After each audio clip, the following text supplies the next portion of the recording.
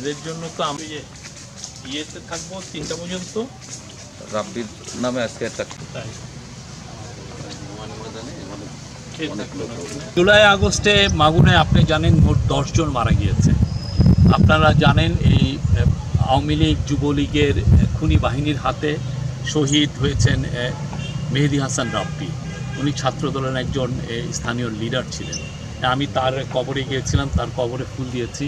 আমি আরেকজন আলামিন ছিলেন, আপনি জানেন, ছোট ব্যবসা করতেন ঢাকা শহরে, উনাকেও গুলি করে মারা হয়েছে।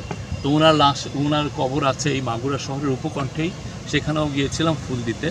তা আমাদের এই পুরো মাগুরা ডিস্ট্রিক্টে মোট 10 জন আছে, বাকি 8 জন আমি প্রত্যেকের ইয়েতে যাব। তো আমি আজকে একটা ছুটি পেয়েছি, এসছি।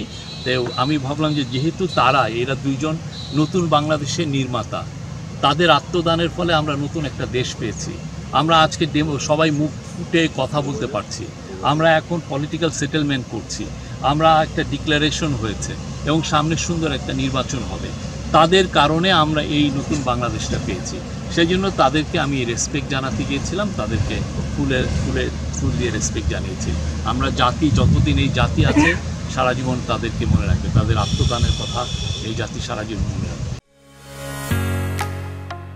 ঢালাইয়ের সেরা প্রিমিয়ার সিমেন্ট।